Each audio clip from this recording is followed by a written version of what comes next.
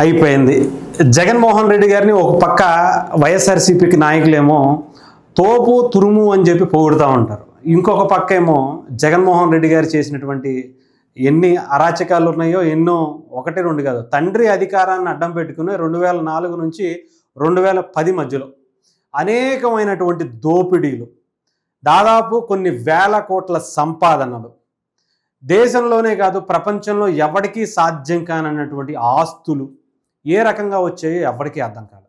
అప్పట్లో ఆయన 16 నెలలు జైలుకి వెళ్ళి చెప్పకూడదు తిని బయటకు వచ్చినా కూడా ఆయన ఇంకా ఆ దోచుకున్న డబ్బుని దాచుకోవడం కోసం ఇంకొక పార్టీ పెట్టి మళ్ళీ 5 ఏళ్ల పాటు అధికారంలోకి వస్తే తండ్రి అధికారాన్ని అడ్డం పెట్టుకుని కొన్ని వేల లక్షల కోట్ల దగ్గర వరకు వెళ్ళినటువంటి ఆయన ఆస్తులు ఆయనే అధికారంలో ఉంటే ఏ రకంగా ఆంధ్రప్రదేశ్ని దోచుకు తిన్నారో ఊహించడానికి కూడా మామూలుగా ఉన్నట్లు. అలాంటిది ఆయన రీసెంట్గా వైఎస్ఆర్సీపీకి సంబంధించినటువంటి నాయకులు అందరూ ఏం చెప్తారంటే మా జగనన్న సూపర్, మా జగనన్నకి మించినటువంటి దేశభక్తుడు లేడు, సమాజానికి ఒక అద్భుతమైనటువంటి నాయకుడు ఆయన, ఎడం చేత్తో ఇచ్చినవి ఏంటది ఆయన చెప్పుకున్నాడు. ఒకసారి మర్చిపోయాను ఏంటది, చేతికి ఎముకలు ఉన్నాయో లేవో కూడా తెలియకుండా దానాలు ఇచ్చేస్తున్నటువంటి వ్యక్తి అని. నిజంగా చెప్పుకోవడానికి సిగ్గుగా ఉంటుందో లేదో తెలియట్లేదు. కానీ వైఎస్ఆర్సీపీ నాయకులకి నిజంగా ఇప్పుడు నిన్న కోర్టు ఇచ్చినటువంటి దాన్ని మనం ఒకసారి కనుక చూస్తే, మాజీ సీఎం జగన్మోహన్ రెడ్డి గారికి ఈడీ షాక్.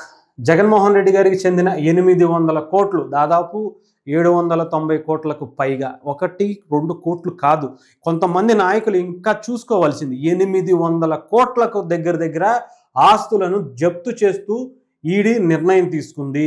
జగన్మోహన్ రెడ్డి గారి దాల్మియా సిమెంట్స్కు చెందినటువంటి 8 కోట్ల రూపాయల విలువైన ఆస్తులను అటాచ్ చేసి ఈడీ దాన్ని స్వాధీనం చేసుకోబోతున్నట్టుగా తెలుస్తుంది. 14 ఏళ్లుగా కొనసాగుతున్నటువంటి మనీ లాండరింగ్ కేసులో 800 కోట్ల విలువైనటువంటి భూములు, షేర్లు జప్తు చేసినటువంటి ఈడీ 2009-2010 కాలంలో నమోదైనటువంటి అవినీతి ఆరోపణలకు సంబంధించినటువంటి కేసులో చర్యలు తీసుకుంటున్న ఈడీ ఇంకేం కావాలి?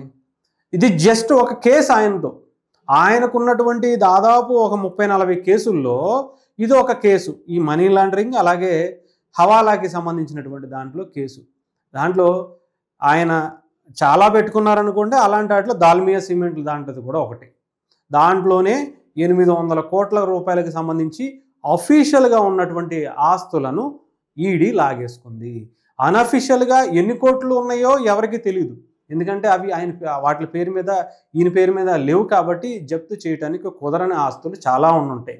ఎందుకంటే దోచుకోవడం ఎలాగో జగన్మోహన్ రెడ్డి గారికి తెలిసినట్టుగా ఈ దేశంలో, రాష్ట్రంలో కూడా కాదు చెప్తున్నా, దేశంలో ఏ ఒక్క రాజకీయ పార్టీకి నాయకుడికి తెలీదు. అంత బలంగా, అంత చెప్పాలంటే వైల్డ్ బిగ్ స్కామ్ అంటారు కదా, ఆ టైపులో దాచుకోవడానికి ఏ రకమైనటువంటి అడ్డదారులు ఉన్నాయో అన్ని రకాల అడ్డదారులు జగన్మోహన్ రెడ్డి గారికి తెలిసినంతగా ఎవ్వరికీ తెలియదు. అలాంటి దాని నుంచే ఆయన తప్పించుకోవటం కోసం మళ్ళీ అధికారంలోకి వచ్చారు. ఆ తర్వాత మళ్ళీ ఎన్ని కోట్లు దోచుకున్నారో చెప్పాల్సిన పని లేదు.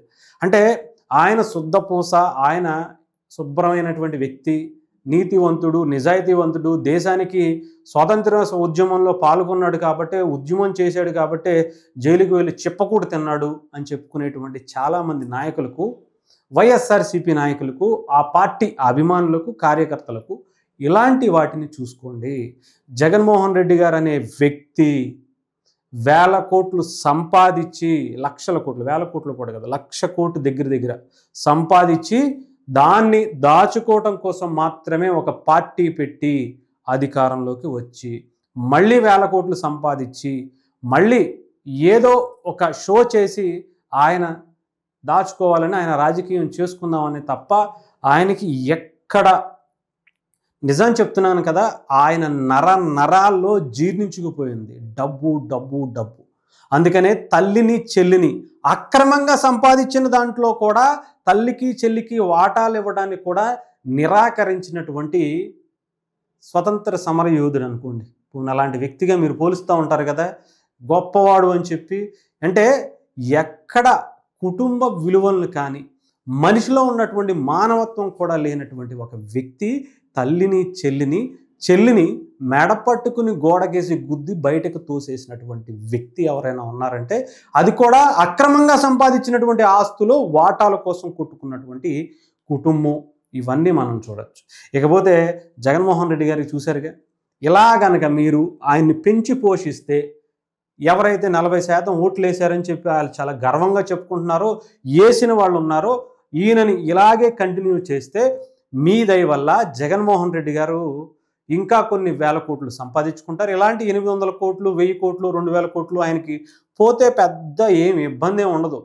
కానీ ఈ 800 కోట్లు ఎవడి సొమ్ము ఆలోచించుకోండి. ఎక్కడి నుంచి దొబ్బేశారో ఆలోచించుకోండి. జనం సొమ్ము, ప్రజల సొమ్ము, ఆంధ్రప్రదేశ్, ఉమ్మడి ఆంధ్రప్రదేశ్ నుంచి దోచుకున్నటువంటి సొమ్ము, ప్రజల నుంచి మాత్రమే దోచుకున్నటువంటి సొమ్ము, వాళ్ళ ఆస్తులు కాజేసి వాళ్ళు ట్యాక్సుల రూపంలో ఇంకొక రూపంలో వచ్చినటువంటి వాటిని కొట్టేసి అక్రమంగా కంపెనీలు పెట్టుకుని వాటికి మనీ లాండరింగ్లు చేసుకుని సంపాదించినటువంటి సొమ్మే. అదొక్కటే ఆలోచించుకోండి. ఇంకా మీరు ఇంకా పెంచి పోషిస్తాము, ఇంకా రాజకీయంగా ఈయనకి అవకాశాలు కల్పిస్తాము, ఈయనని తీసుకొచ్చి మళ్ళీ ఇంకోసారి సీఎం సీట్లో కూర్చోబెడతామంటే మనం ఏం చేయలేం. ఆంధ్రప్రదేశ్ ప్రజలు నిజంగా ఏరి కోరి 5 ఏళ్ళు తెచ్చుకున్నందుకు ఈసారి ఇంకా ఇప్పుడు కూడా ఉంది. పవన్ కళ్యాణ్ గారు కూడా అదే పనిలో ఉన్నారట. ఎన్ని వేల ఎకరాల భూములు ఇప్పటికి ఓన్లీ పెద్దిరెడ్డికి సంబంధించినటువంటి కేసులు తీసుకొస్తే ఓన్లీ ఆయన రాయలసీమ ఏరియాలోనే చూసుకుంటే, ఆయన నియోజకవర్గంలో చూసుకుంటేనే కొన్ని వేల ఎకరాలు ఆయన కబ్జా చేసుకుని పెట్టుకున్నటువంటి పరిస్థితి. అలాంటిది విజయసాయిరెడ్డి గారు విశాఖపట్నం రాజధాని అని చెప్పి జగన్మోహన్ రెడ్డి గారు ఇద్దరూ కలిసి ఎన్ని ఎకరాలు కొట్టేసి ఉంటారో ఆలోచించుకోండి.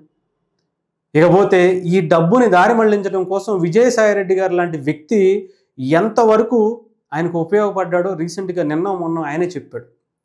సాక్షి పేపర్ని పెట్టి దాంట్లో ఎలా మనం వాడుకోవాలి అన్నీ పెట్టి అంతా అయిపోయిన తర్వాత మళ్ళీ ఆయన మీద తప్పుడు వార్తలు రాస్తున్నారు అని. తప్పుడు వార్తలు అనేది ఆ ఛానల్కి, ఆ పేపర్కి సొంత హక్కుగా భావించి ఆయన పెట్టుకున్నదే దానికోసం. ఆయన కోసం ఆయన చేస్తున్నటువంటి తప్పుల్ని ఒప్పు అని చెప్పి చూపించుకోవడం కోసమే పెట్టుకున్నారు. అలాంటి దాన్ని మనం ఏదో ఇంకోటో రాయమంటే ఎలా రాస్తారు? రాయరు కదా.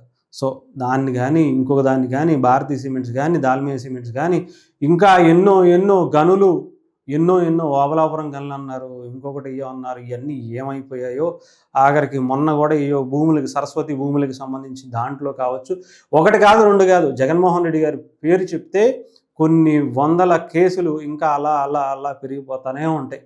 33 కేసులు ఏమో ఈడీ ఆయనకి ఛార్జ్ షీట్లు ఉన్నాయి. ఇంకా అన్అఫీషియల్గా ఆయన పేరు లేకుండా ఆయన కుటుంబ సభ్యులు, ఆయన సన్నిహితులు ఉన్నటువంటి కేసులు లెక్కనే లేదు. ఇక గత 5 ఏళ్లుగా చూసుకుంటే ఇంకా అసలు అంతగానే లెక్కనే లేదు. ఇవన్నీ కూడా నిజంగా అవన్నీ ప్రజల సొమ్మే. ఆలోచించుకోండి. ఎవరైనా సరే, ఈవెన్ టీడీపీ చేసినా లేదా ఇంకొకరు చేసినా, ఎవరు చేసినా కానీ మనం ఎవరికి వేస్తున్నాం, వాళ్ళు ఏం చేస్తున్నారు, వాళ్ళకి ఏ రకంగా డబ్బులు సంపాదించుకుంటున్నారు, వాళ్ళ గత పరిస్థితి ఏంటి, ఇప్పటి పరిస్థితి ఏంటి, ఎలా ఇంత షార్ట్ టర్మ్లో ఇన్ని వందల వేల లక్షల కోట్లు సంపాదించగలుగుతున్నారు, అధికారాన్ని అడ్డం పెట్టుకుంటే ఏ రకంగా వీళ్ళు సంపాదిస్తున్నారు అనేది అవగాహన లేకపోతే, ప్రజలు ఎడ్యుకేట్ అవ్వకపోతే, ఇంకా కులంతోనో మతంతోనో ప్రాంతాలతోనో వీటి మీద ఓట్లు వేసుకుంటే మిమ్మల్ని బాగు చేసేవాడు ఈ భూమి మీద ఎవ్వడం ఉండడు.